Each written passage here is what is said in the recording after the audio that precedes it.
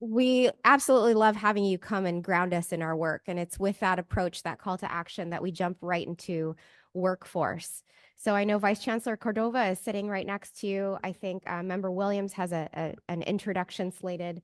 Just be mindful that we are woefully behind. And if you could get right to the pithy parts of your remarks, that would be perfect. Thank Member you both. Williams, before you start, I'm gonna go ahead and ask Ben. Ben, if you want to hang back a little bit, if you got availability and Sure. time, I mean, you're more than welcome. Oh, yeah. But we're gonna have some guests come up, but witness, right, the muscle that we're talking about building and And I don't know if it's like me getting older. I can barely hear you guys. So if Yeah, you don't I feel speak like the same right way. into the microphone, we can't hear you. So please be mindful of Got just it. getting super close. Yeah, we'll do. I'll be around. Or I'm gonna grab coffee, but I'll be there. I'll let, before my colleague starts, why don't I do just a brief overview of the first couple of slides? Please. And then we can go further in the depth of credit for prior learning and then our nursing expansion. Yeah. So this couldn't have been a better setup for our discussion about where we need to be and how we need to get there and who we're serving. So this is the 6.8 million Californians that are low income and are waiting for us to make the changes that Ben talked about, leave behind the status quo. And they're looking for that on-ramp. And whether they know it or not, they know that the jobs that they have right now are not sustaining their families. And so where we are and where we can be and position ourselves to build that muscle is creating those on-ramps. And Ben said it so perfectly. Our system was designed for the traditional student in the 1950s, even though I have to say Bakersfield College was established in 1913 as a part of the high school system. So we've been around a long time, but we still are in that mindset of who's going to transfer, who are we talking about? So we have our classes mostly in the morning. They are sometimes in the afternoon, and then we add some classes in the evening. So what do adult learners need? They need flexibility in terms of when those classes are scheduled, how many weeks those classes are, where are those classes scheduled, what is the modality for those classes? That's rethinking so much of what we take for granted.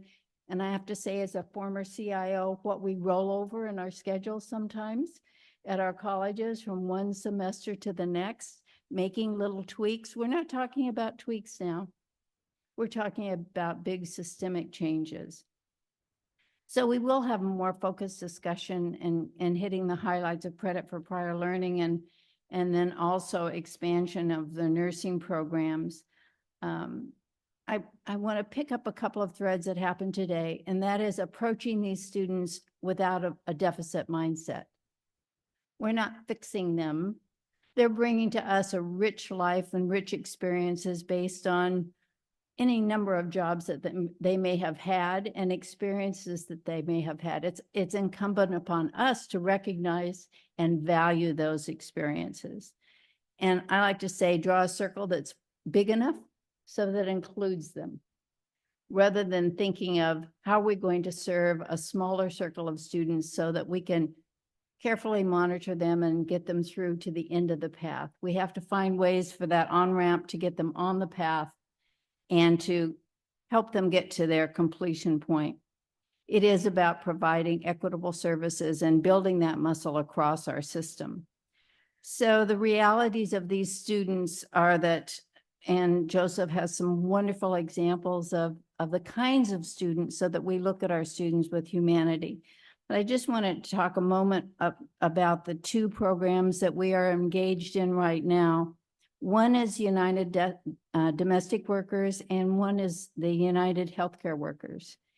And we heard yesterday some examples in our work session about actually going to meetings with members of these organizations, sitting down with them, and they came with their families in many cases. So we weren't just impacting the life of that one worker, but we were impacting the lives potentially of generations to come, because they saw an on-ramp to a new life and a new experience to skill up in terms of certificates. And I don't know if any of you have filled out the FAFSA form or tried to register for a class. If you are not familiar with these processes, it can be overwhelming. So it isn't just relooking at how we schedule.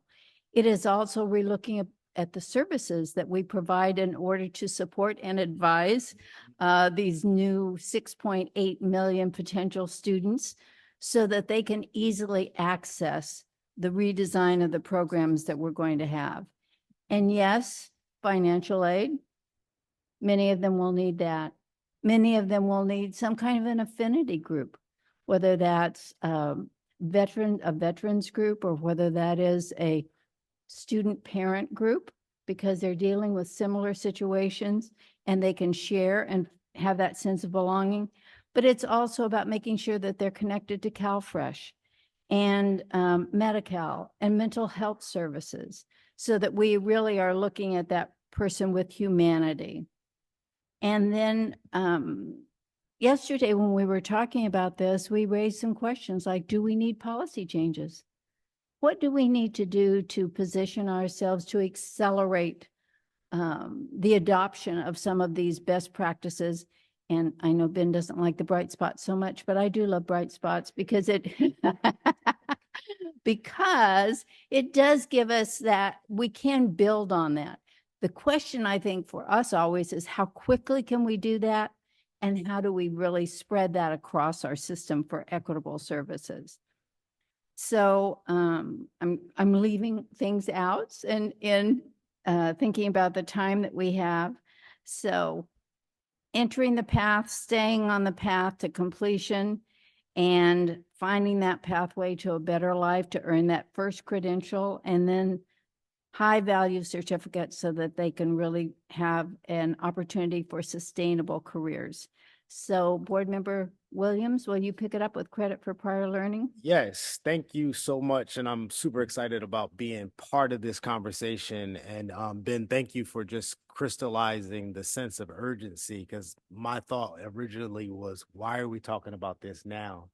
And credit for prior learning is a great opportunity for us to not only recognize students' experiences, but also just place value in the knowledge and skills that they have and create a process to really help them with achieving their academic and professional goals.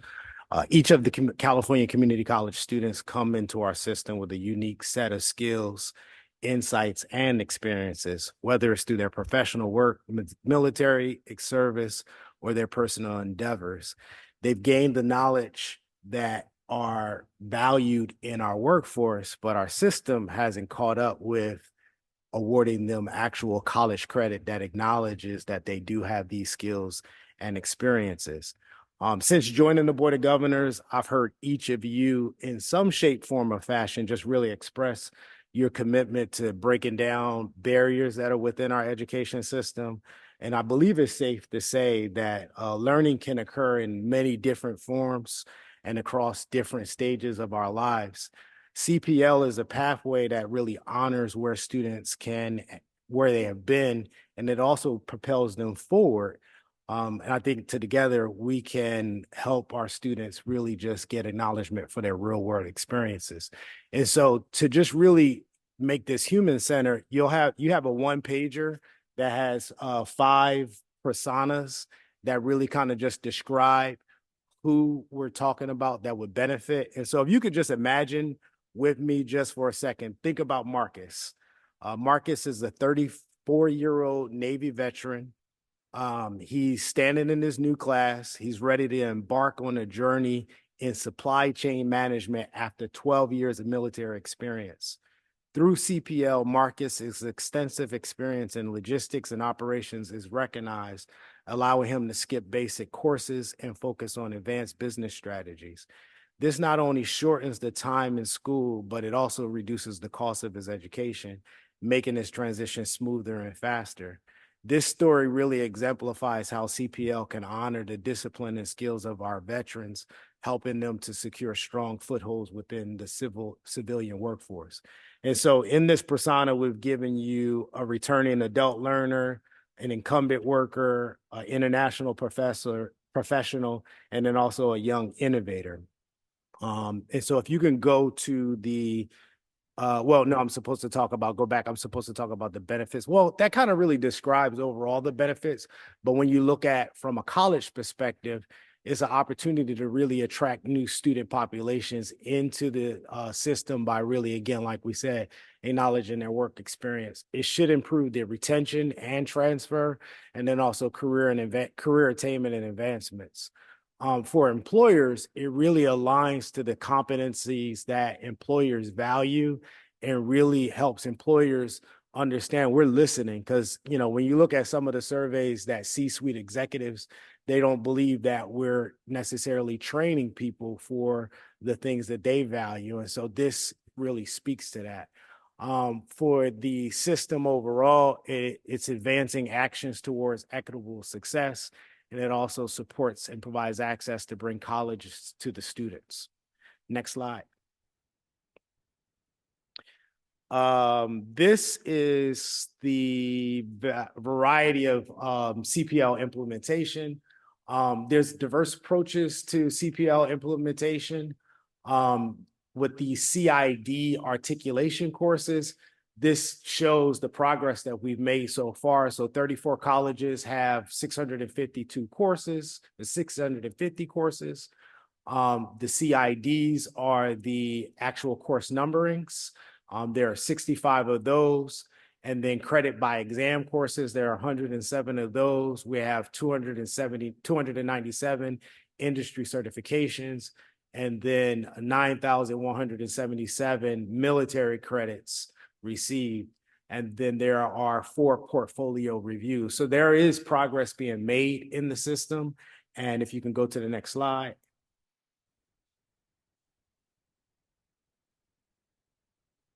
I already talked a little bit about what it would look like for our veterans, but overall, if we are able to award 30 units to our veterans, we potentially could save $902 million as it relates to the GI Bill benefits.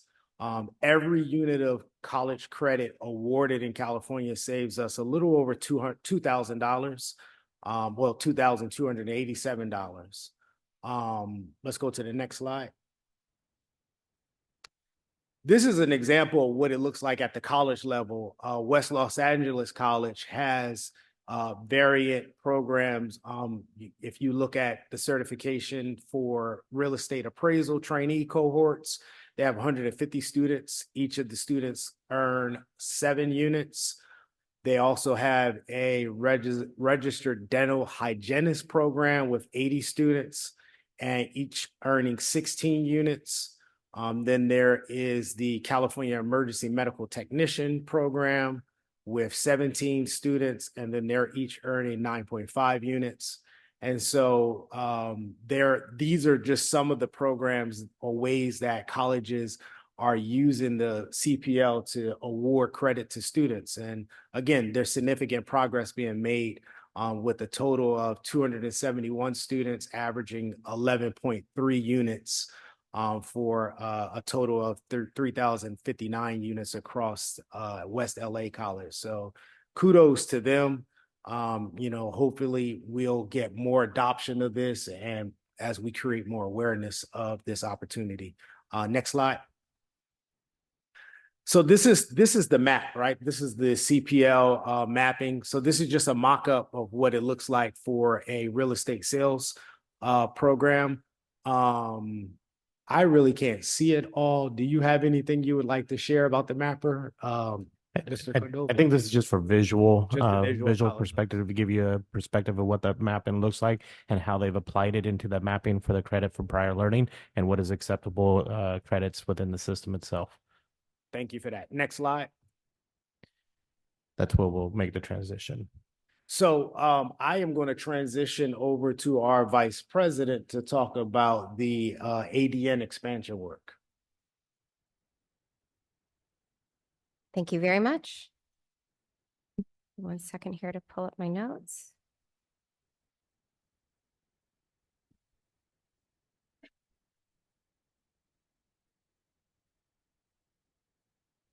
I'm excited to share our statewide blueprint for significantly increasing the production of ADNs, which is Associate's Degree in Nursing graduates across California. And this comprehensive plan emphasizes strategic collaboration with our regulatory partners, our healthcare employers, and key stakeholders, not only to meet workforce demands, but to truly enhance our nursing education. Next slide, please.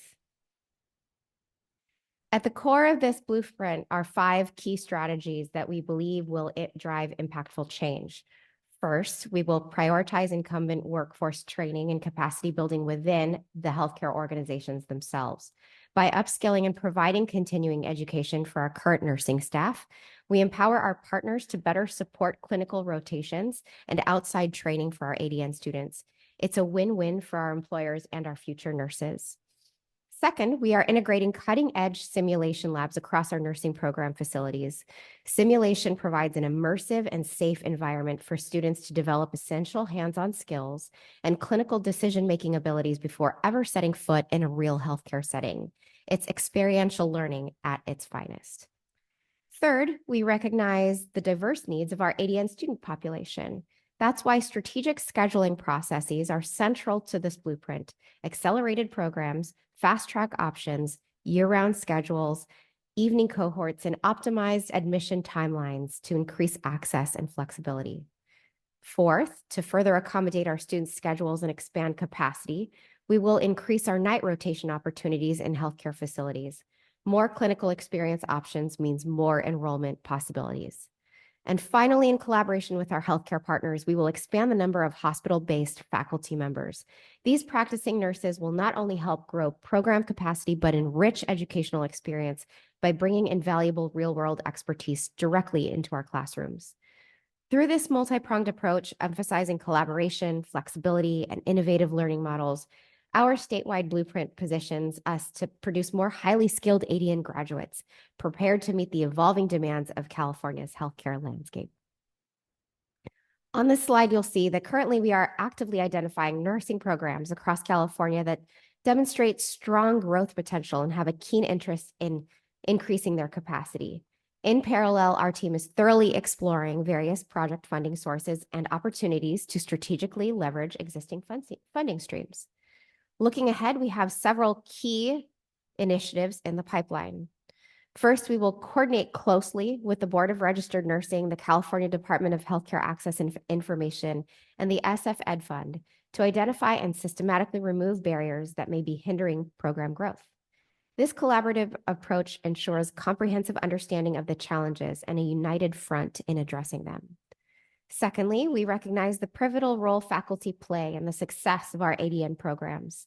To that end, we will develop robust professional development resources specifically tailored to support and empower our nursing faculty as they navigate this period of expansion. Finally, we will realize an initial grant offering, providing funding opportunities to kickstart program growth and capacity building efforts. This financial support will serve as a catalyst, enabling our partner institutions to implement the necessary challenges and enhancements to meet the increasing demand for highly skilled nursing graduates. Through these coordinated efforts, we are laying a strong foundation for sustainable program expansion, ensuring that our nursing education ecosystem is well equipped to produce the healthcare professionals our communities so desperately need. We welcome your insights, and we continue to refine and execute this comprehensive strategy and innovative approach for ADN program growth across the state. And speaking of innovation, I'd like to hear from Vice Chancellor Cordova to introduce our special guests and provide an overview of our immersive technology activity we have planned for this morning. Vice Chancellor Cordova, the floor is all yours. Awesome. Thank you. I really appreciate that. Thank you, board members and President and Vice President and Chancellor Christian. I'd like to also introduce my partner in crime, the one that really brain trust and one that keeps me humble in a lot of the things that we do here within the workforce, Don Davies-Rogeau. Now that you've had the opportunity to learn about our demonstration projects itself, supporting the pathways for low-income learners, the CPL, it's my pleasure to introduce the next innovative and engaging portion of today's program. And this is where we get up and bring a little bit of that energy and that excitement into everything that we're talking about doing, right? You're going to get a firsthand perspective of what our students are going to be able to engage in and the learning environment itself. So in our rapidly evolving educational landscape, higher education institutions face the challenge of preparing students for a dynamic tech-driven future. After yesterday's insightful presentation on AI and the climate change, we are fortunate to have true pioneers in immersive technology joining us. We have faculty members Alexander Jones, over here to our left, and Jenna Zeller. Jenna is the Assistant Director for Nursing at Cabrillo College, and Alex is a Workforce Experience faculty at College of Marin and Faculty Coordinator for the XR. That's yes, thank you. Extended Reality Apprenticeship program at Canada College. Just last week at CCC AOE conference, the two of them teamed up for the Vision 2030 session on immersive technology's role in the future of learning. These experts, highly cutting-edge visual, augmented, and mixed reality initiatives across our system, which are revolutionizing teaching and training across disciplines. Their work exemplifies how innovation transforms knowledge acquisitions and applications and enabling students to explore the complex concepts, practice real-world skills, and engage with course material in deeply immersive environments. This enhances engagement, retention, and critical thinking, problem solving, and creativity. Essential skills and workforce successes. Alex and Jenna will now demonstrate the immersive technology and facilitate a hands-on activity for volunteers. Volunteers, not voluntold, because I could do both. Right. For that hands-on experience with these powerful tools firsthand, this glimpse into the future classroom and workplace showcases how immersive technology cultivates vital skills as we prepare students for an ever-evolving world. By embracing this technology, our colleges revolutionize teaching and learning, equipping students with competencies to thrive in a digital age and innovative leaders. With that being said, Alex, the floor is yours. Oh, yeah. Hello. Yeah, I need the PowerPoint. But yeah, today I'm going to talk about. Microphone, please. It's not on. Okay. Thank you. Today I'm going to talk about immersive technology and how it's being utilized within the community college system. Next slide, please. So before we do that, we have to kind of, define terms. So you've heard VR, AR, MR, spatial computing. Folks use that interchangeably, use it incorrectly. So just want to define those and then talk about what we're doing at College of Marin in the auto program, Kenyatta College, the Menlo Studio. So that's going to be, we're really excited about that studio. With that studio, we're able to create content for free for the system. So really excited to tell you about that project. And then Cabrillo College, we're going to talk about how the technology is being used in the nursing program. Next slide, please. Okay, so extended reality. So when you think of extended reality as the umbrella term that encompasses the immersive technology that's currently available in the marketplace. So you have augmented reality, which is, so how many folks have used the Amazon app to see if a coffee table fits in your room? You have, okay. Or you use the Best Buy app to see if a 77-inch TV fits on top of your fireplace. Just convince your partner that $5,000 is a good purchase? No? Okay. So yes, those apps are available and they're free. So when you use augmented reality, with augmented reality, you're able to access that information through your tablet or your phone. So it doesn't require a headset. So it's free and it's cheap depending upon what application you're using. And there are limitations for augmented reality compared to mixed reality and virtual reality. So when you look at mixed reality, it's similar to augmented reality where there's a digital image that's overlaid a physical environment, a real environment.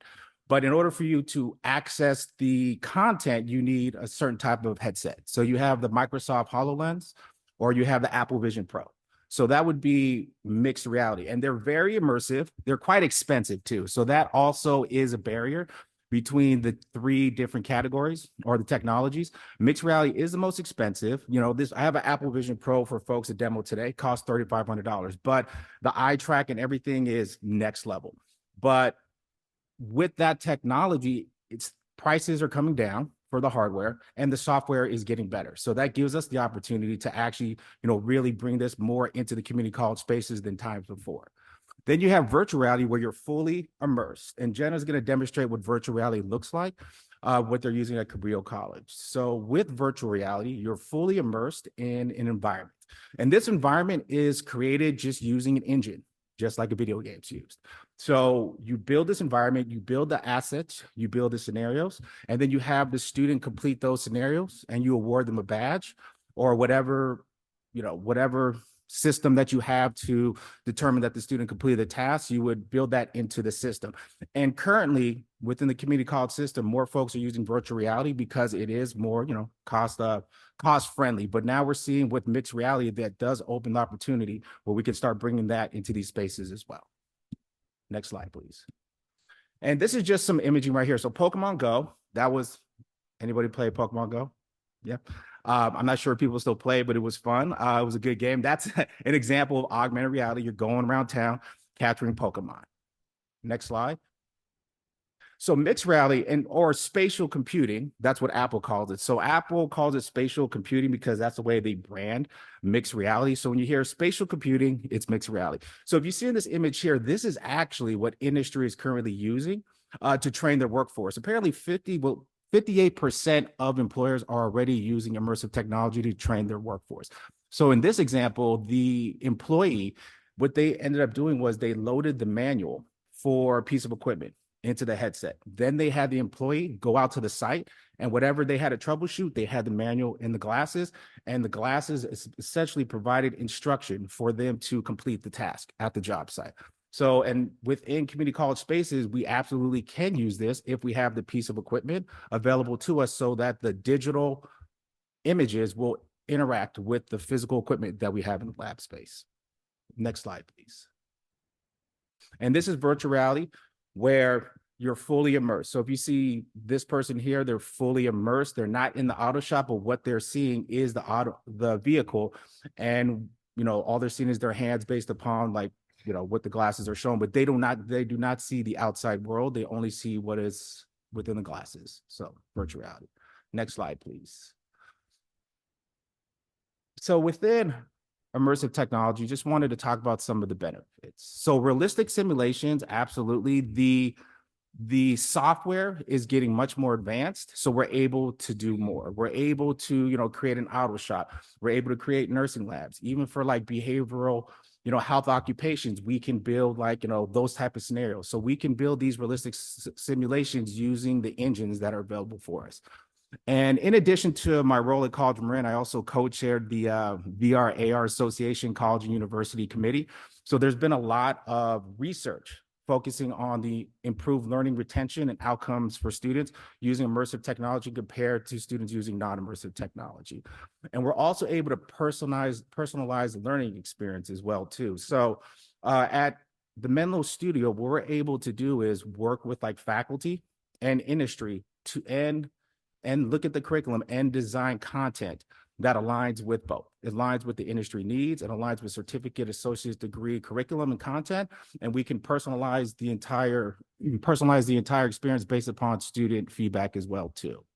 And it does allow for remote training as well too. So in rural areas, you can have a VR lab set up and have the students complete the labs there and maybe have them come to campus once every couple of weeks to, complete a summative assessment. So a lot of different ways where we can get these trainings where students don't have to come to actual campus, but they still are able to participate in the training and the curriculum in the labs. And it is cost effective compared to if you look at electric vehicles. So we know we all have to, the auto shops have to upgrade their infrastructure to align with the electric vehicle government mandate. So with VR simulations, we can essentially build out a lot of these electric vehicle content, curriculum simulations using the headset, and then allow that to supplement the labs that the auto shops currently already offering as well. And it's also much more cost effective because, like I was saying, the headsets are coming down and the software is getting a little bit cheaper. So it does give us the opportunity to, grow out these trainings using this technology. Next slide, please. And in this slide, so prime example of remote training. So College of Marin's located in Marin County, but we were working with a community-based organization in Oakland, California, and they heard about VR. So this was a women in auto trade program where we had 25 women interested in auto trade. 23 of them completed the program, got the certificate, and we had the VR curriculum and they were excited to use it. They were all adult learners. And within that community-based organization, they were excited because they were the first ones to get it, because normally they don't have access to this technology because of, how expensive it is. So we brought that out there. The students loved it. The feedback we got was they just praised it, and everybody was really, excited about the technology. So what we ended up doing was having this VR curriculum available for all of our auto classes. And we also have it in juvenile halls now too. So part of the Rising Scholar Networks, they're also using VR headsets in the jails and the juvenile halls. So that's another student population that we can support with this immersive technology as well. Next slide, please. Okay. And now I'm going to go into the Menlo XR studio. Next slide. So at Kenyatta College, we have a studio we call Menlo Studio because it's located in Menlo Park. And with this studio, we're just envisioning like, okay, with Vision 2030, the future of learning, how can we get this technology out there and make it more accessible? And the best way to do it is to make it ourselves. So right now when we want to use the content, we have to pay licensing fees to an outside vendor. And those fees can go from $10,000 to $100,000, per site. So what we are envisioning is building our own content. We have the expertise. We have faculty who taught in that discipline. We have retired faculty. We have existing faculty eager to join this initiative and these efforts.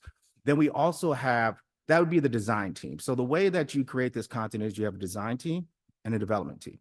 So our design team would help design the storyboards, the simulations, and our development team, which consists of faculty, apprentices as well too. We got a Kai grant. We have an XR developer apprenticeship program, and folks from industry would be the development team. And the goal would be, we bring it all together, we create this content, and we make it free to all community colleges. We start with nursing and, behavioral health, electric vehicles would be ideal next steps. And then within that process, we're going to be activating immersive technology training libraries, showing folks how does that work? Based upon size, equipment need, helping kind of facilitate those activities. And building out a community of practice within the community college and K-12 partners as well too, because both of these entities are very excited to use this technology. And what we want to do is just remove that barrier and make it more accessible for everybody, and improve student learning outcomes. And lastly, create XR content that is technology agnostic. Make it available for MetaQuest, Apple Vision Pro, web-based platforms, and align it with certificate degrees and career readiness programming from the Chancellor's office. So that's what I got. Any questions? Oh, next slide. Sorry. Go ahead, Jenna. So at Cabrillo, this semester, we decided to pilot a program with. Is your microphone on? Oh, okay. That sounds better. Okay. So at Cabrillo College, where I'm the assistant director, we decided this semester to pilot a program using virtual reality to see if we could increase quality of education and potential for program growth. As was mentioned earlier, we want to provide high quality education to our students.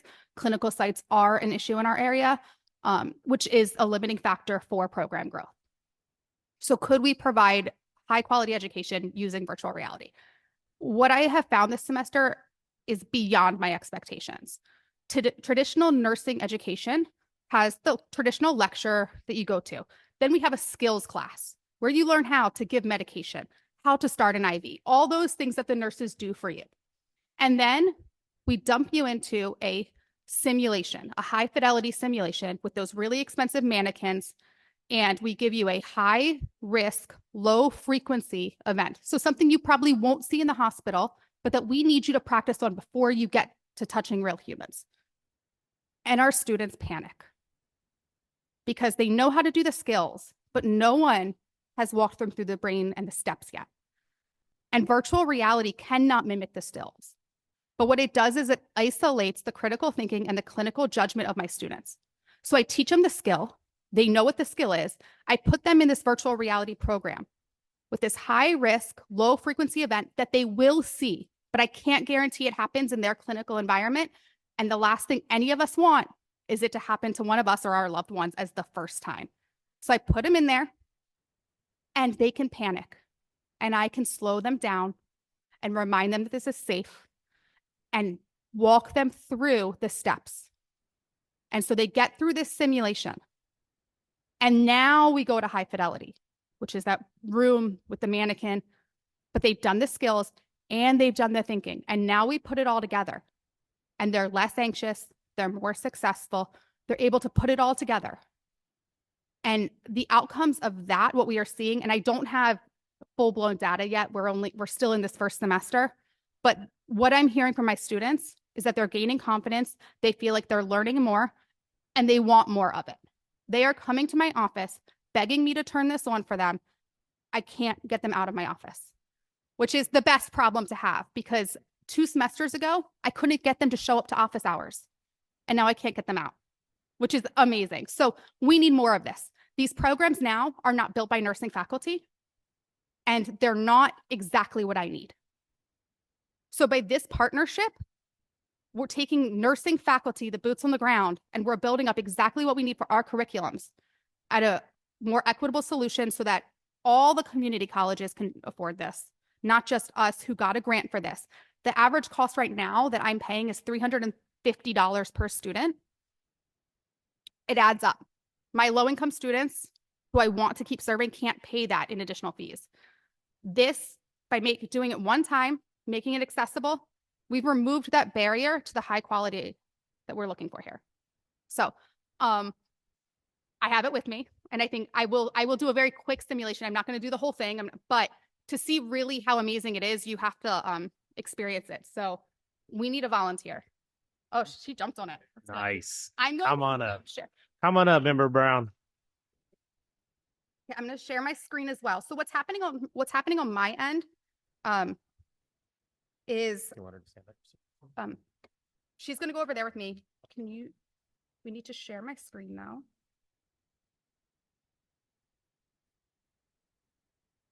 There we go. Okay. So you see what's on my screen now, so you can see how I interact with her. Have you used one of these before?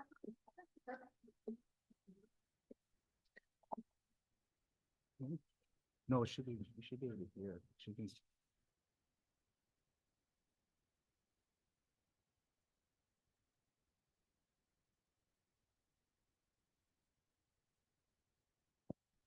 While they're setting up, how much time do we have? Do we have time for two volunteers? We have 20 minutes left. Okay.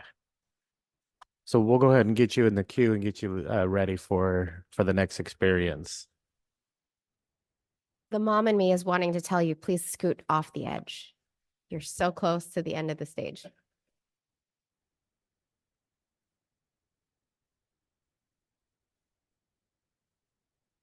Okay, it doesn't sound like it's working. Okay, so just so you know, what I did when I was up here earlier while they were talking was creating a barrier. So if she leaves the barrier zone, which is short of anything, she will get a screen that says stop. I'm also not going to go too far, and she's going to listen to my voice as I'm prepping her. So unfortunately, the space I was given was not as big as I was hoping, but she does have a safety barrier in here. And part of the instructions I'm giving her as I set her up is you're going to have a blue screen that pops up in front of you. If you leave your barrier, do not go past that screen. And I'm going to put Alex over here on this end. Okay, I'm going to take your right hand. We're put the same strap on.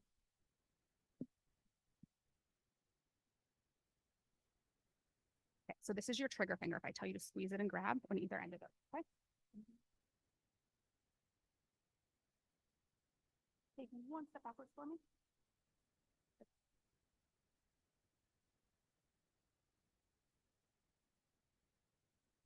Okay, now Alex, your job is also as your secondary backup there. I put the barrier up, but you're my backup because I need to be over here actually.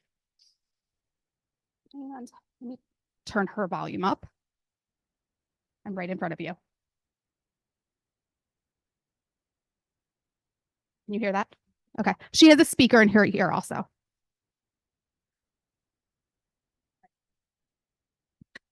Still want feedback. We don't need feedback. Okay, so on my end, I can kind of control what she sees here is all those things. So traditionally I would give her a report and I would tell her about her patient. If you turn around to we can see what she sees from a view. So go ahead and keep turning kind of in a circle. She's got her patient. There's her nurse right there. Her nurse, I'm not going to do the full report, but. Hi, are you ready for handoff? So she would talk to her nurse. This is Matt Slattery, a 20-year-old man without significant past medical history. We're going to cut it short. I'm going to leave you right there for 1 second. Okay, now you're in your room. You are going to be limited. I do need typically a 6x6 at minimum, but really a 12x12 space to give the full room.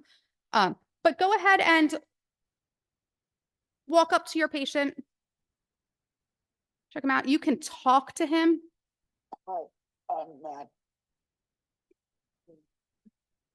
Oh, my pain is 10 out of 10. It hurts so bad where I got shot. Where did you get shot? So, and she just asked, where did you get shot? And I don't have that program in here. There are limitations, and that's where Alex and I work together. And I would have to just tell her she had gotten a report earlier and that he got shot in the chest. So she can talk to him. Now, for the sake of things, go ahead and reach your hand over towards him, to his arm, to his hand. Look at his wrist. Do you see that? And go ahead and you can actually see that blue side. You can feel a pulse.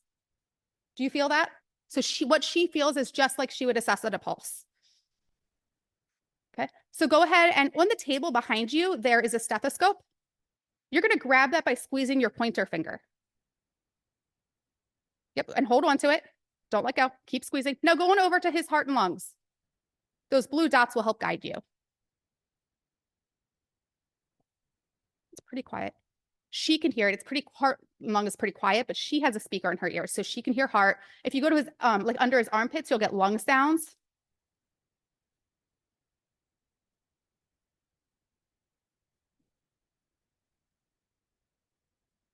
Okay. Go ahead. You can let go of that.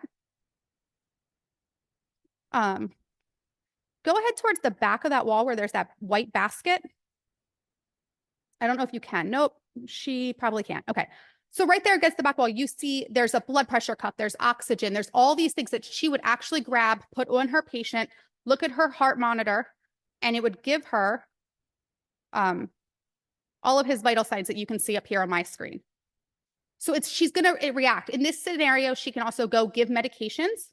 She can give him an antibiotic. She can give him pain medications. So we're working with basic skills in this one, but it can really escalate into kind of any scenario from basic things, and we can turn him into respiratory distress. She may have to give a rescue medication, things like that, that would really cause the first time you to be anxious. But let's get those feelings out of the way in simulation. And so that's kind of that. Yeah. Okay. So to take it off, you can just let go of those. You have wrist things on it. And when you're releasing the back,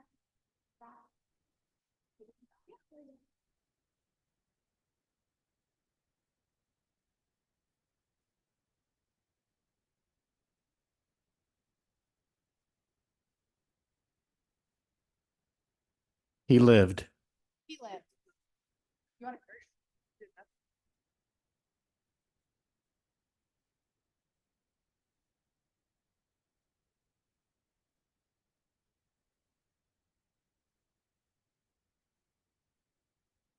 We also have the Apple Vision Pro. So Alex will demo that afterwards, right? If any, because we don't have capacity to project that. It's only what you'll see when you have it on. But afterwards, we'll provide an opportunity to.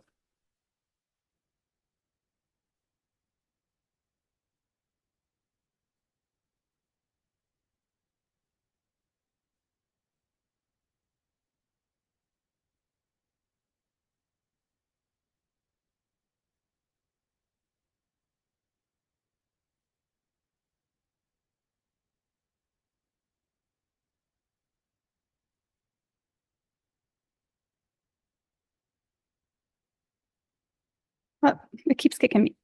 It does not like the Wi-Fi here.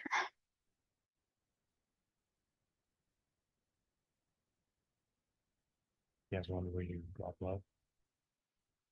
I do. The problem is the I'm going to have to switch over to my phone, I think, for Wi-Fi. It's a large data package that goes back and forth, and schools really like to not, it's scary with the protections of IT stuff, world I don't understand. And so we get kicked out of the IT a lot. So it is a setup with your IT department. Well, that's So there's some requirements then. It's just working with your IT departments to know so that they know to expect it and then they allow it to go through. But it's not the bandwidth that's the issue. It's just the firewalls. I think that they just kick you out because they're like, that's too much data. You're trying to do something scary here.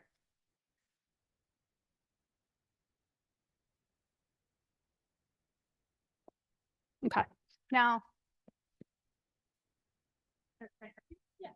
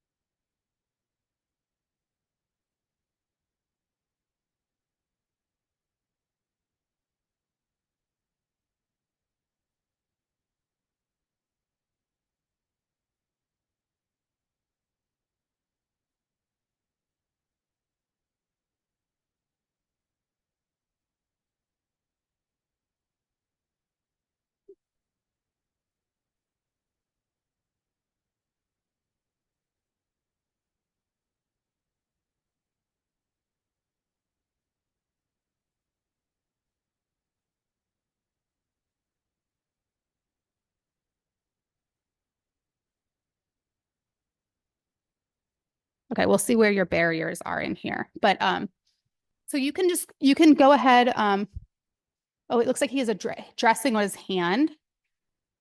So you could, are you able to walk up to his hand at all? And then go ahead and pull that dressing off. Yep.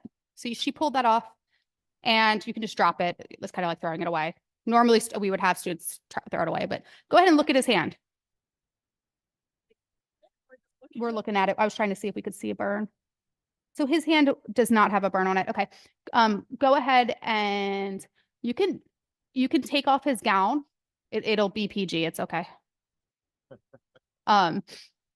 And then go ahead, turn to your left to the back wall. Do you see those colorful dots? Go ahead and grab those.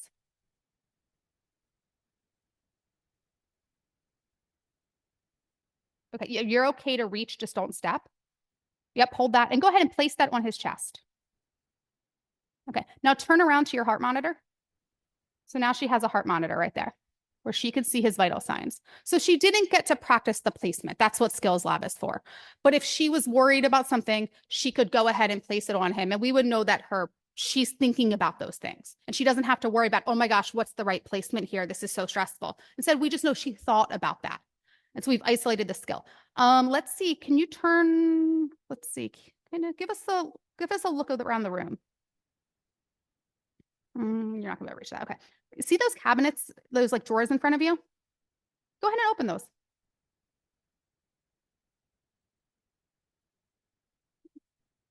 Okay. She could check his blood sugar there. So you could go ahead and, do you see the top left, that little thing that looks like a T? Yep. Grab that. Yep. And hold on to it. Well, okay. With not that. More to the left, the T. Yep, that. Okay. And then with your other hand, the thing that was right below it, a glucometer. Okay, now walk up to his finger. You can poke it. And then go ahead and take your glucometer and hold it up next to that blood that you just got. And look at your glucometer. And we have a blood sugar of 80.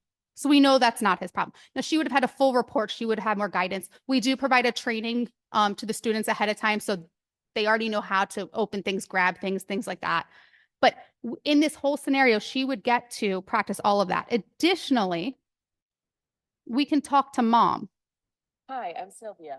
So we can practice our therapeutic communication and ensure that students also know how to talk to patients and their families in these types of scenarios.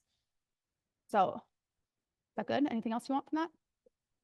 Any requests of anything else from in there? Okay. All right.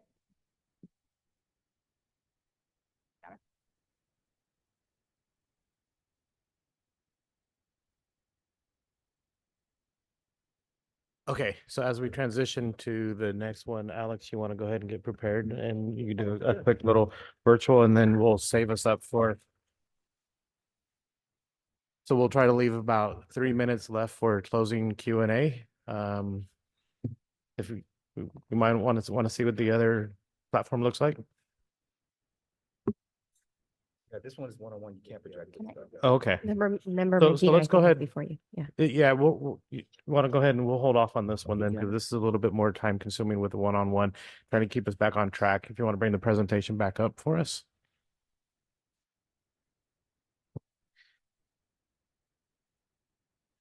Board Member Gomez Heisberg. So just as we did yesterday with AI and climate change, these are some questions that we can, that we provided to really spark the board's engagement, not limited to these questions, but what are you thinking about when you're thinking about how we're going to serve these 6.8 million students and credit for prior learning and how we will design ourselves to better serve them. So I'm not going to read them to you because I'm pretty sure you all can read.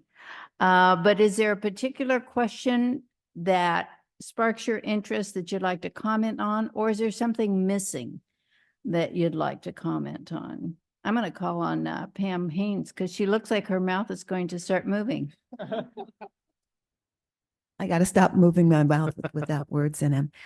So, I mean, I think that is the critical issue here is, and it was alluded to, that $350 for students, some will be able to do it, but for low income students, it keeps them out of the line in many respects. And so the 5 questions that are geared toward that are just critically important. And so for those of us who are both a trustee at a community college and serve on that board and the state and also the statewide board, and when we look at the benefit, and I can't remember how many allied health programs, automotive programs that could use this type of equipment.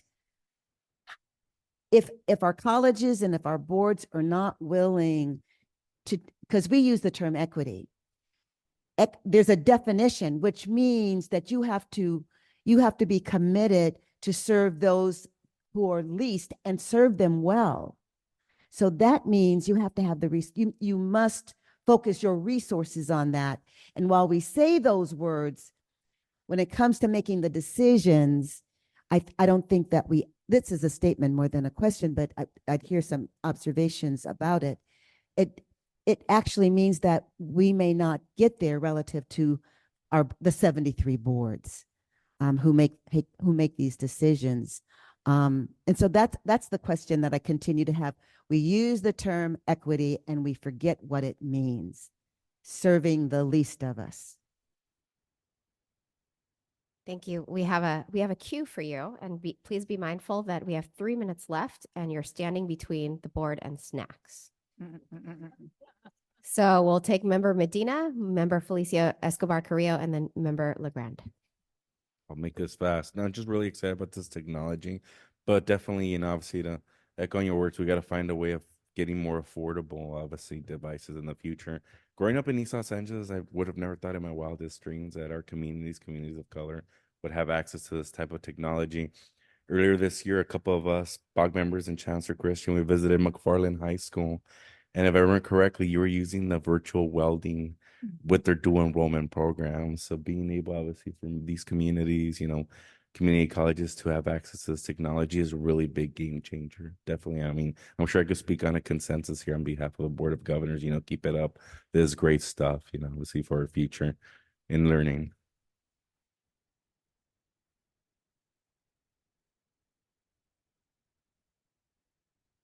Please. I just wanted to also kind of get the sense from Adrian and Casey, like what the experience was like for you. Just as we think about students, it sounds like from your feedback from your students is they can't get enough of it. But I'm just, since we have you here as our guinea pigs, I'd just be curious.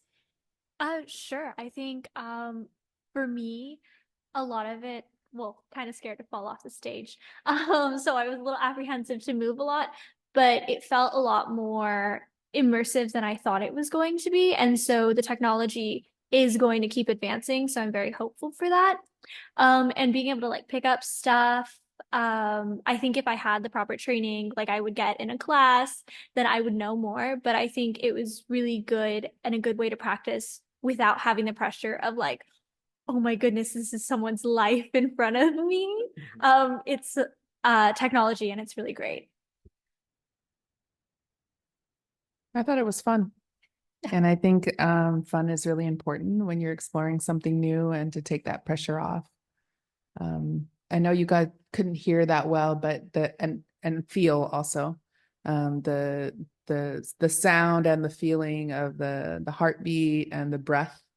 And also even just like my body position was such that I felt that there was a person there and I needed to not like stick my elbow in his face. So yeah, I think it's a really great tool. And I think I'm really most excited about you all being able to make it work in a way that really works for the discipline, and also sharing what you build and not keeping it in just one area. I think there needs to be a lot more of that. So thank you for the work that you're doing. Member LeGrand, then Member Williams. So I was just reading the questions, and just two questions for the Chancellor. Do you need anything from the BOG to move the policy forward for CPL? And then yesterday, the conversation that we had, Member Aguinaldo was really pressing us around the 6 million students.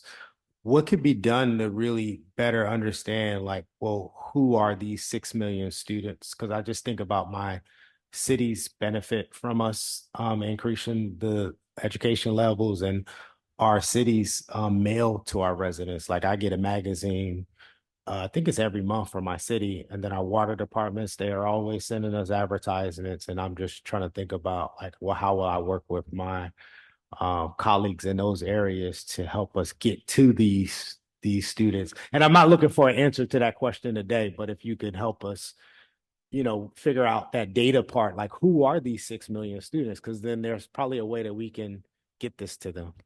So from the last question, the 6.8 million came from the California Competes report.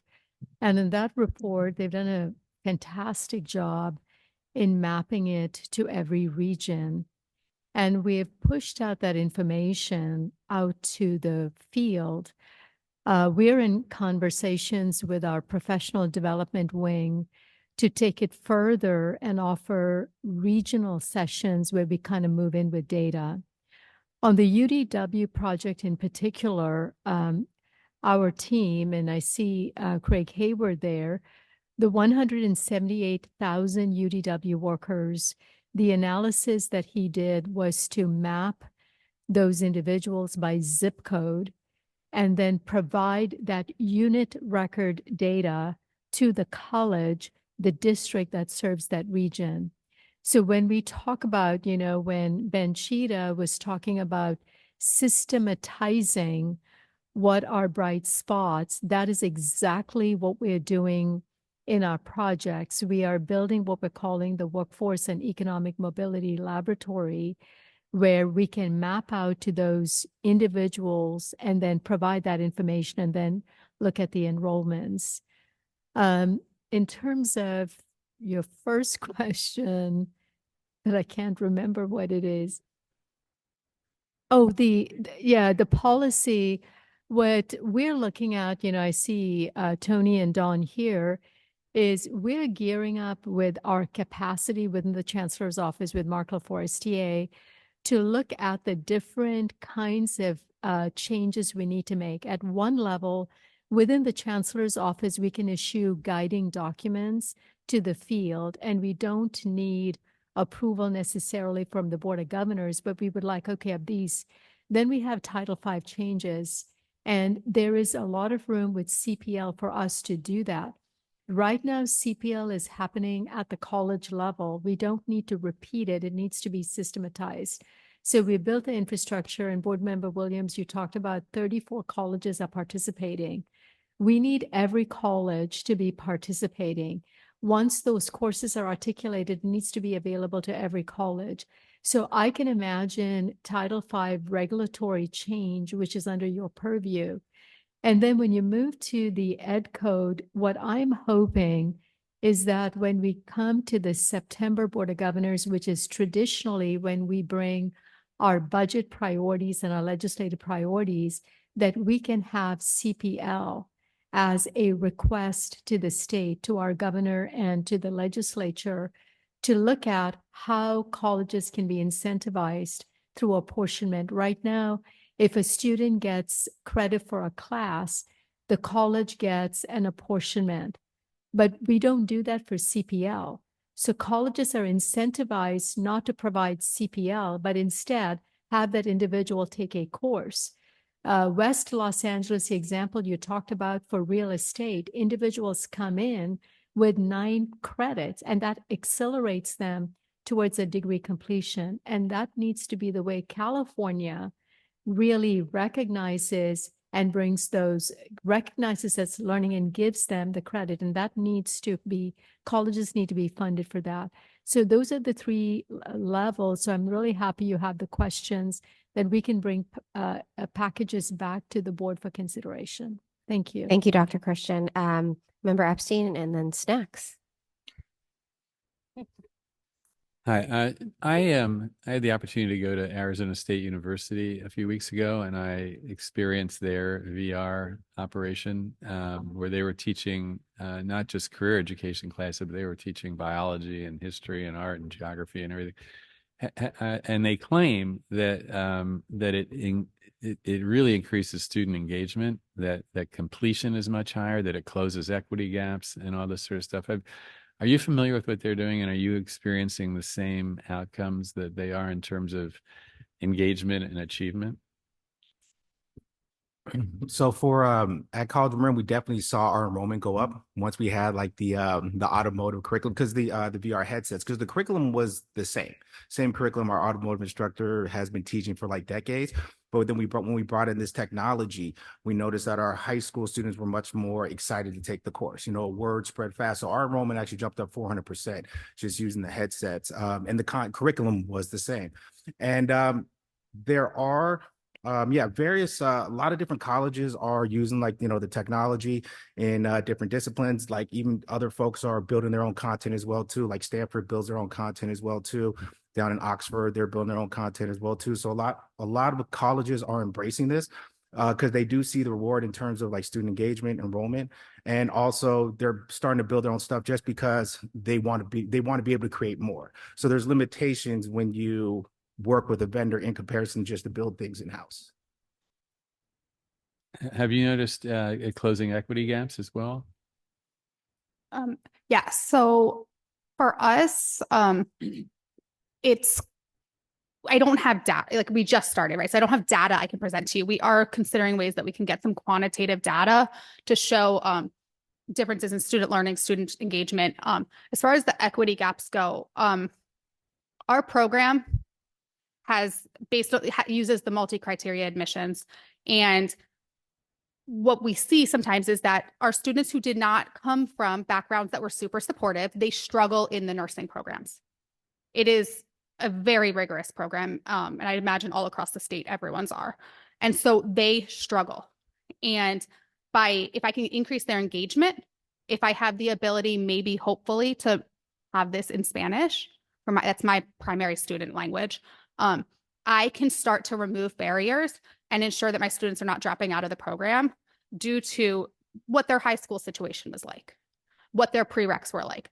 So I think also, if I can bring this to the high schools and get them interested in a career. I mean, how many high schoolers, if I showed up, would actually show up to a career engagement day if I brought this with me? You know, so to say you can be a nurse too. Look, you can go in this room. Look what you did today. Now come to me for 2 years. Let me show you what you really can do. So I think we can. I think we can use this as a tool. Also, the $350, to be clear, is what I'm currently paying roughly.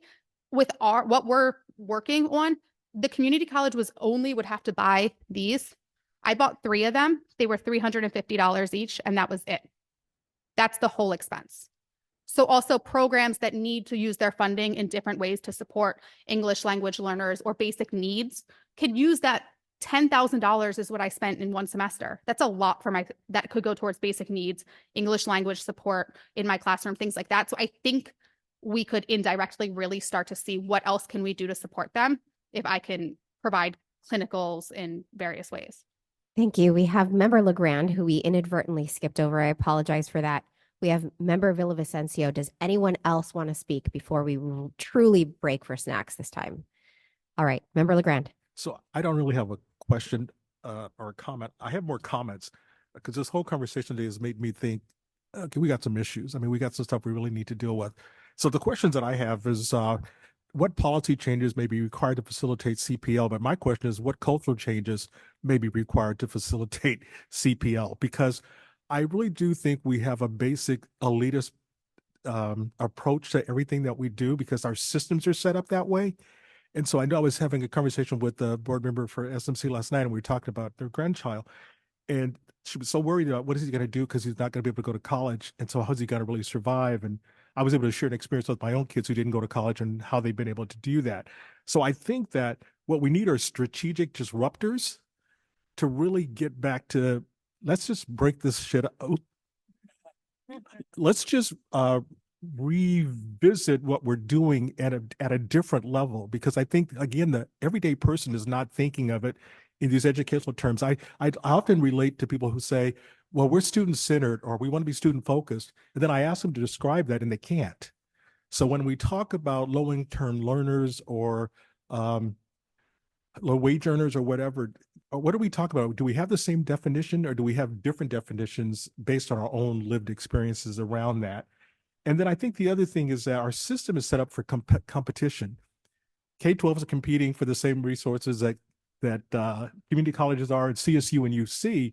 So we've got a system that actually puts us at odds with each other because there's not enough resources to go around. And then people get really focused on what is there to protect their own, I guess, for lack of a better word. And so I'm sitting here thinking about, I really want to like blow this thing up and try to figure out how do we get to some foundational changes and how do we get the mindset change? Because I think I think Californians are very, very passive.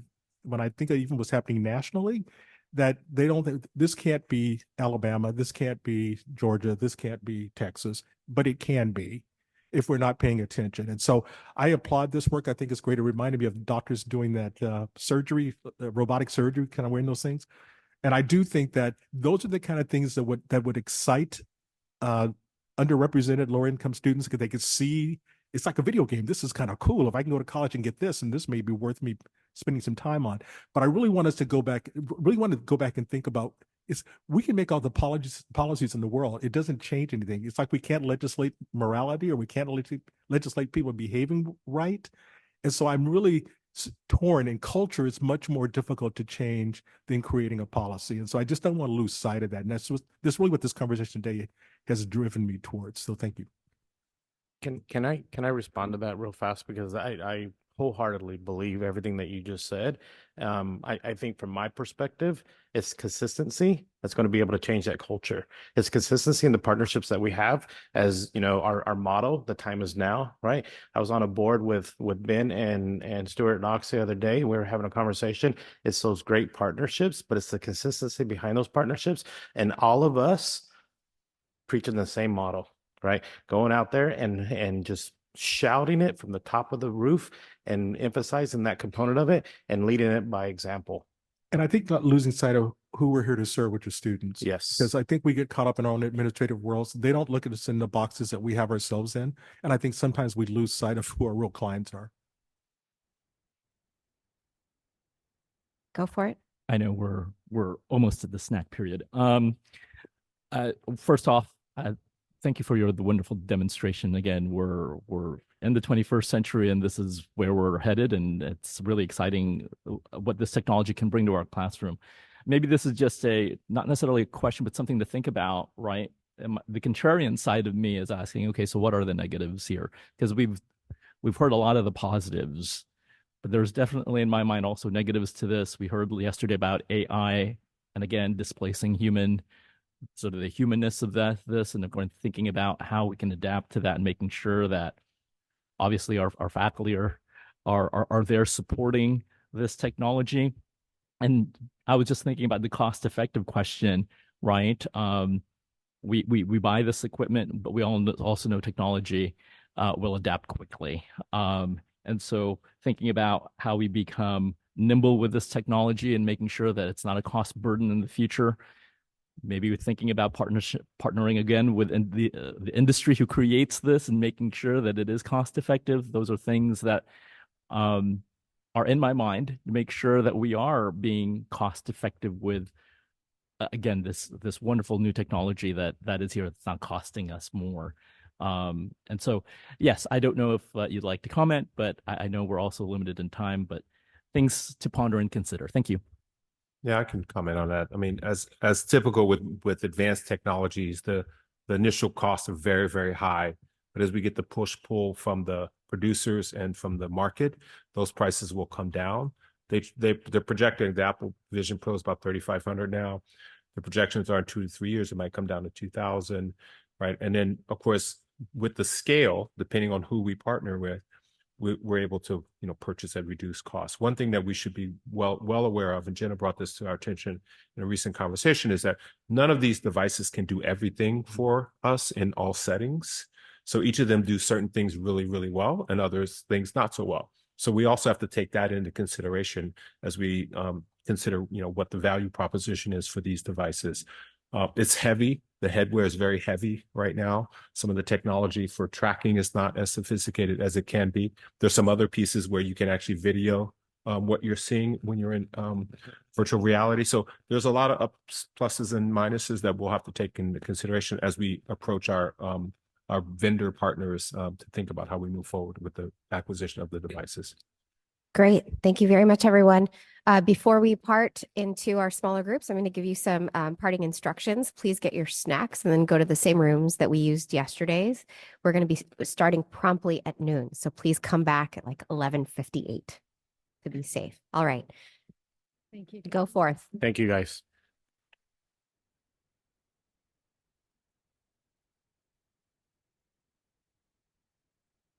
Convening and in the bigger session, I know we've lost a few folks, but I think we still have enough folks to get started here. The purpose of this next session, which is called the final debrief, is to have essentially report outs from each of the smaller breakout sessions. Just by way of introduction, I'll have you know that the workforce subcommittee is the best one. We talked about being hyper competitive with the other report outs, so I'm expecting A+ work product here. So no pressure to the AI leads, but board member Rawlings, please take it away with your report out. Right. So we took our data from our exercise yesterday, and we kind of consolidated the different stars and gemstones that we have. We broke them down into categories, highest scoring categories. And out of the use cases, 3 really stood out. First one was personalized learning and personalized learning supports and pathways. And roughly when we were thinking about that, one of the things that stood out for us is it really gets to clarifying a path, getting students on the path, maintaining their path, and then helping ensure that they're learning. So it's really kind of a guided pathways kind of domain that this fits under. Then the next one was predictive analytics and enrollment management. And then skills assessment, and gap analysis were the three main categories there. One of the things that we thought is that as a prerequisite, colleges would need to have robust data governance practices and policies.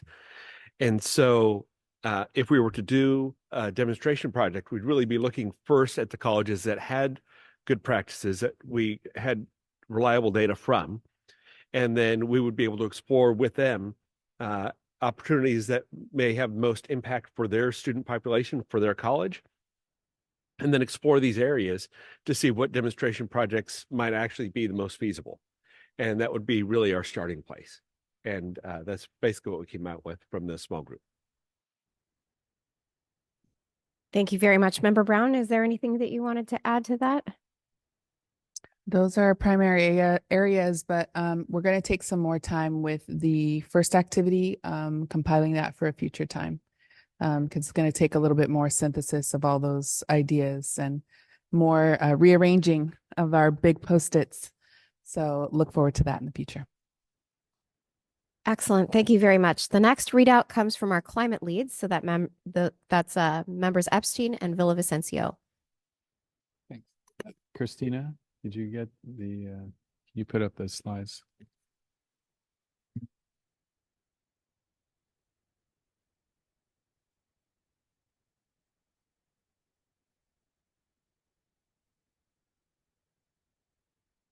I just sent it to you. So,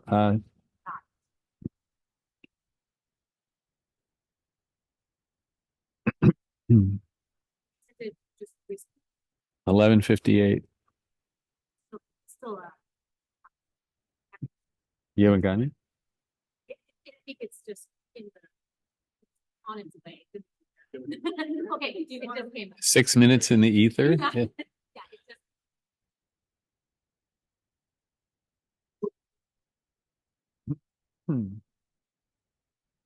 Sometimes we have slow clouds.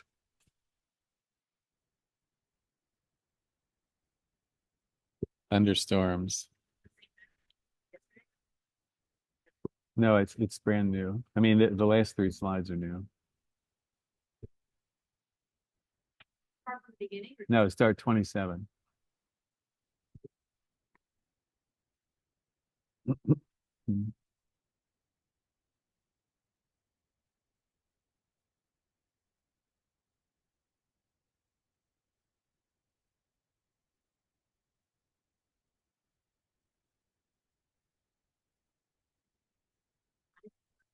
Thank you.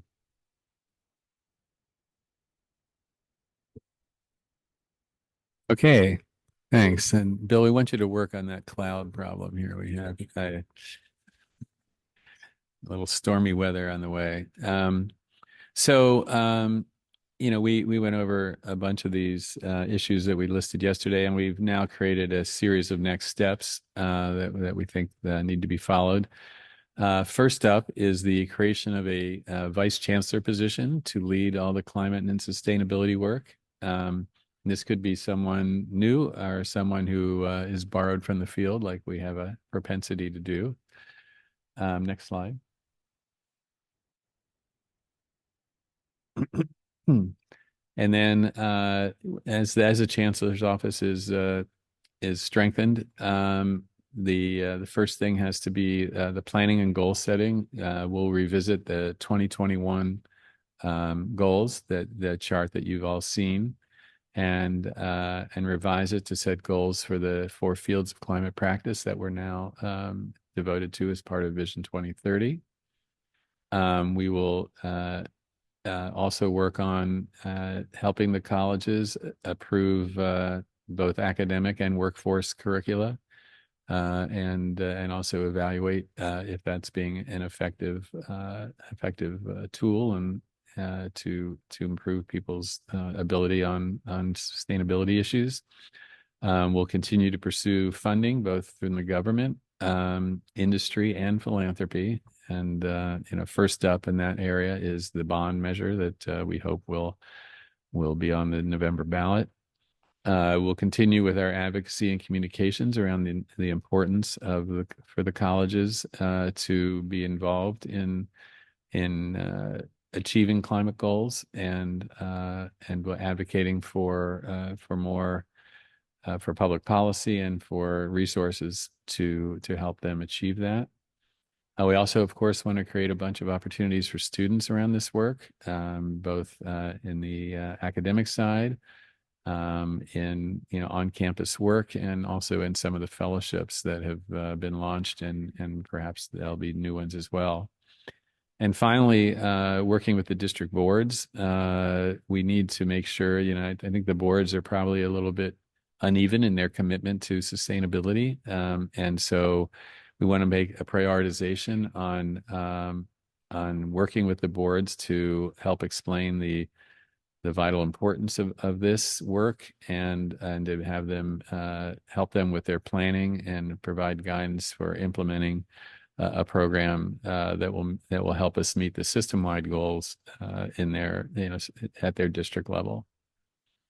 And with that, Syrian. Yeah, thanks, Tom. I appreciate that. And this is our last slide. And obviously, we need to continue as a system to be engaged with really all climate stakeholders throughout our system and within our system, and of course, our state and federal partners as well. So we will continue this discussion internally with our CCC organizations, partnering up with our consultation council groups, which is important to get their feedback as well. We need to obviously collaborate intersegmentally, and not just, of course, including our UC and CSU partners, but also our K through 12 partners here. I did mention that we also need to partner with our federal, state, and local government. This goes back to what Tom previously mentioned as well in the previous slide when it comes to both fundraising and advocacy, obviously with the climate bond that we hope will be placed on the ballot, that we need to be intentionally engaged and be in conversation with all of these stakeholders to, again, provide what we can do as a system, what we can provide as benefits to the system. We are obviously well equipped, given our mission to educate this new workforce within this new green sector. And so we need to emphasize that. We need to emphasize with our partners who have an interest, again, in this climate bond, the benefits that we will bring to the state and to the people of the state of California. And again, that just goes along with collaboration with our external organizations as well, business, nonprofits, philanthropy. And hopefully we can move forward here with Chancellor Christian's leadership to develop, again, these partnerships. And so, of course, we can also sustain these partnerships in the long run, even beyond, of course, this climate bond, as we engage in this, again, very important work on climate change and climate action and sustainability. Thank you. Thank you very much. The next readout comes from my favorite group, the workforce group, and I'll hand it over to members Gomez Heitzberg and also member Williams. Okay, I'm gonna try to summarize 4 areas that I heard during our session. So transformative culture, credit for prior learning isn't just a policy adjustment, it's a cultural and revolutionary change within academia. It challenges the traditional routes to degree completion, making education more inclusive and accountable and accessible. We're standing at the crossroads where embracing this change can not be an optional, but it's essential. By adopting our academic culture to the values and integration of this diverse learning experience that our students bring, we can create more dynamic and responsive and equitable educational environments. Strategic apportionment shift. Implementing CPL requires rethinking how we allocate resources and funding in our institutions. The traditional metrics of seat time and course completion rates no longer fully capture the value and output of our educational efforts. Instead, we need a funding model that supports the recognition of prior learning as a legitimate pathway to accepting students' skills and experience. This is a shift that will ensure that institutions are not just accommodating, but also a championing diverse educational journeys of our students. Collaborating with faculty, CPL, for this to succeed, it has to be a collaborative endeavor with our faculty. Faculty members are key stakeholders in this transformation. They also serve as gatekeepers and facilitators of learning recognition. Engaging with our faculty representatives early and often will really help us align the CPL objectives with faculty goals and standards, ensuring that academic integrity and quality of education will be provided and maintained. This collaboration will also foster a supportive environment where faculty can explore and adopt innovative assessment methodologies tailored to evaluate prior learning effectively. And then lastly, this is a collective responsibility and action. The adoption of this integrated CPL will require that all of us step up and take action. This includes administrators, faculty, staff, and policymakers. Each group has a role to play in advocating for and implementing change that would accommodate and normalize CPL in our educational system. So in conclusion, the time is now for CPL. The implementation of CPL is more than a policy shift. It's a critical step in redefining what higher education looks like in the 21st century. It's about building systems that recognize the value of real-world experience and translates them into academic success. Now is the time to embrace this change, to innovate our practices and open the doors to a wider group of learners. And so let's seize the moment, transform our culture, our policy and practices to better serve our diverse student body and prepare them for success in the future. I'll turn it over to my colleague. Your microphone. Okay. Beautifully stated. And I don't think I can add anything, but I would like to augment a few things that you brought up. And one is the importance of including everyone in the conversation, because it will be that admissions clerk who may be the first person to make contact with the student. So it's our classified professionals. It is across the board, everyone in student services and instruction to be engaged in the conversation. And it's important that our board members, our local board members are immersed in this idea of credit for prior learning, why it is so important, and how it can transform the lives of the people in their communities and also across California when we scale up and we make sure that there is equitable access to credit for prior learning. I would just leave you with this thought. We're not naive. We know there are challenges in play, but we also believe that through the collaboration across the community, the chancellor's office, this board and local boards, this can be a reality for all Californians. Thank you, board members. I just wanted to acknowledge that in looking at these three different disciplines, AI, climate, and workforce, we should note the synergy. On the workforce subcommittee, we were talking about using AI as part of the CPL analysis, and it just gives us a boost of energy into what we're doing, because every effort that we have in each subcommittee certainly has a ripple effect into other things that we're doing. So I'd like to open it up now to the full board for any comments. Member Brown. So one of my overall takeaways, I'm looking to my notes here, was this idea that keeps coming up of competition. And competition comes from people feeling that there's scarcity.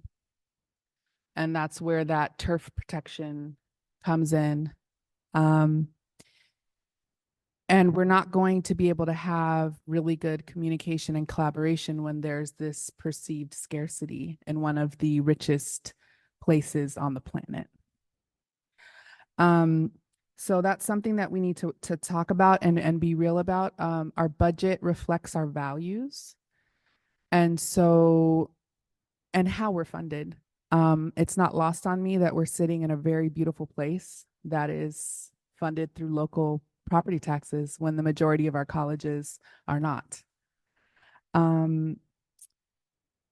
I also feel that sometimes we can be penny wise and pound foolish when it comes to how we're using our funds that we do receive. And so there needs to be some more professional learning around the goals behind all of these different initiatives. There's so many initiatives coming at people left and right. So for example, with dual enrollment, I don't see it as a recruitment tool. Every K-12 student is now our student. So it's not recruitment. They are our students. It's not your student, my student, their student. It's always our. So if we're thinking about how these students are moving through all these different systems, we realize that that's more of an outreach tool of helping students understand higher education generally, not just helping them get into our particular college. Because if every student at the K-12 is now our student, some of them are going to come and complete associate degrees. Some of them are going to come complete certificates, but some of them are going to go directly to the UC, the Cal State, et cetera. So that collaboration and communication piece becomes beyond essential. We need to start acting like the family that we are. And the handoff and the transitions is where we're facing a lot of issues. So what behaviors are incentivized? That came up. What behaviors are incentivized by the way that we're currently doling out the funding that is received?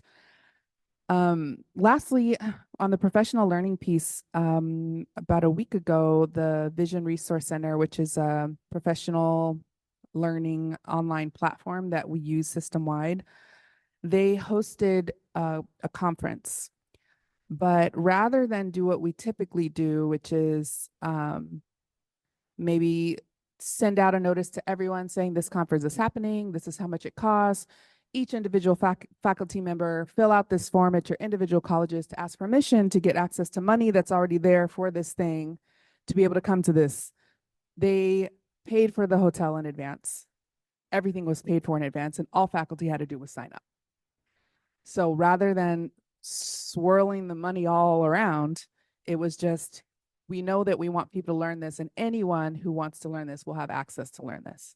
So I think we need to start thinking more that way, in terms of putting our funds where our values are, and also making everything more accessible to the people who aren't currently at the table. Because in one area where I disagree with Benchita is sometimes it's all, a small group is all it takes. A small group of people. That's what Margaret Mead said, right?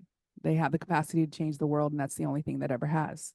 So the key is, though, do we have the right people in the room when we're having these discussions?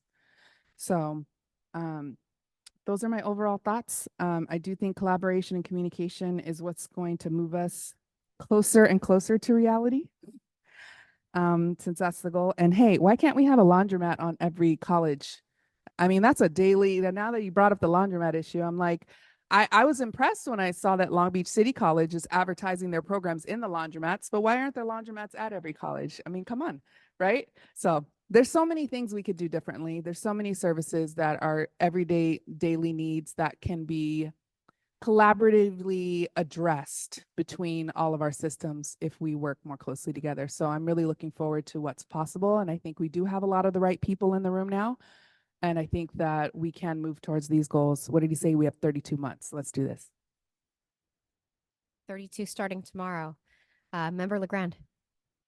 This is mostly just a comment. I just wanted to acknowledge and thank the Chancellor's Office staff for the work in putting this together. And I never tell you do a conference or retreat, it's not easy.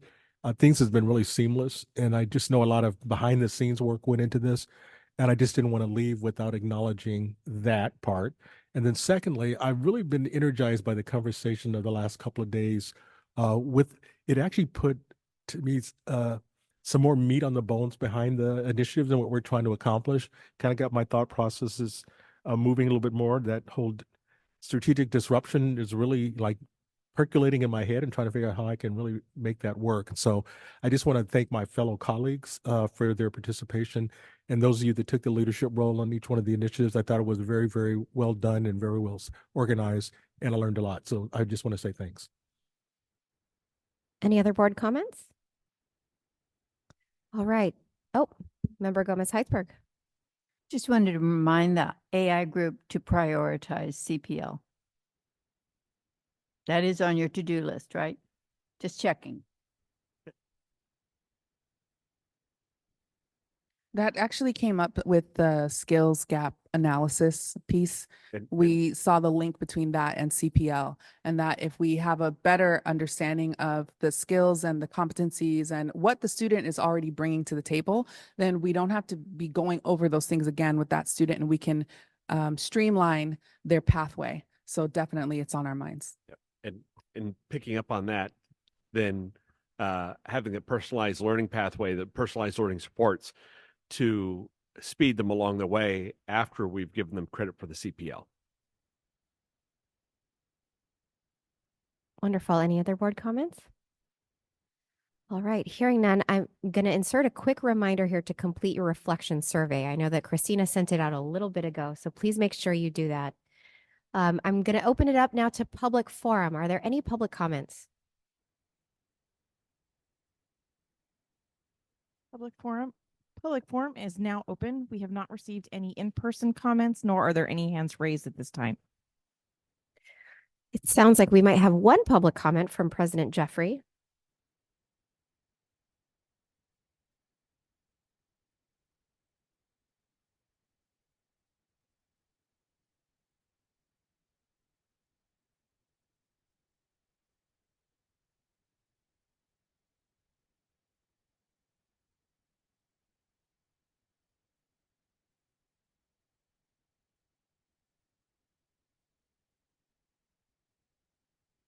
Thank you. I was in the lobby and I heard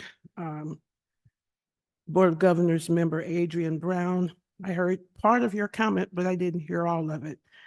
You were saying something about it wasn't lost on you that the meeting was being held in the college location here.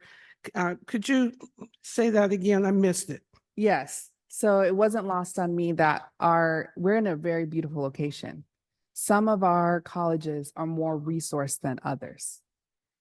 And for different reasons, just the way our funding structure is already set up. That was set up long before any of us got involved that are sitting around this table. Probably, what did they say when Biden was Casey's age? Right? So there are funding differences across our different colleges that are contributing to the current outcomes that we have. At the same time, now that you're bringing it up, I'm thinking about, we had a lovely dinner and one of the board members from Santa Monica College talked about who Santa Monica College actually serves. Thank you, because that's why I'm saying. Right. So I don't want to give the wrong idea. Santa Monica College is serving all the students in the community. And I mean, many of the students in this local community are going directly to the 4-year. So students are traveling from all over to be able to get access to quality education here because they know it's quality education here. But a student from Compton shouldn't have to come all the way over here to get access to quality education, which is what I'm getting at. It should be something that all boats should be rising. Santa Monica College is doing a wonderful job, but all colleges should be offering, it's equity, right? Offering these opportunities that we're trying to make sure that are statewide and not only happening certain places. So bright spots, we're in one, is what I'm saying. We're in a bright spot. There are a lot of models here to learn from, but we want everyone to be shining. I appreciate you making the comment again so I could hear it in its entirety. The location that we're in is a characteristic of the design intended for community colleges to reach across the state of California from one end to the other. It's a huge state. We have huge populations, huge centers of opportunity. The fact that we have 116 colleges in the various locations is, I think, a major centerpiece of what we do in education in California, with the intent of trying to ensure that our residents, whether they are able to afford the highest tuition or not, have access to educational excellence. I like to think that, and I'm speaking not just for SMC, but for all of our community colleges. I like to think that whether they are in a community that we are fortunate enough to be in the Santa Monica, or in some other community that has to demonstrate more its excellence. All of our colleges have opportunities to serve our students. And I personally believe that all of our colleges do a very good job of serving our students. Some do a better job in some areas than others.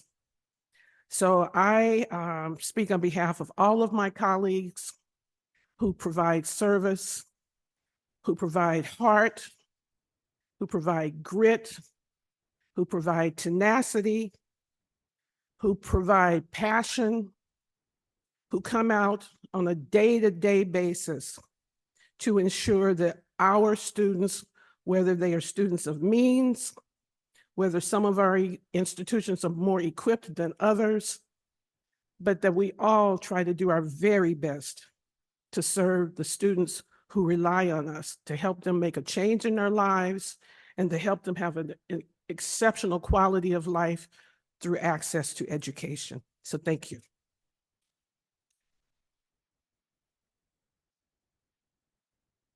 Thank you very much. Any public comments that we missed? All right, so I'd like to end on a note of gratitude. Everyone behind the curtain who made this meeting a success, everybody in front of the curtain, particularly in the audience who has to deal with this work on a day-to-day basis, and then all the Board of Governors who are here today and who are going to continue to think disruptively about this work. Thank you for your help and participation, with a specific call out to Christina and Andrea. Thank you very much for everything you've done today. All right, it is 12:29. This meeting is adjourned.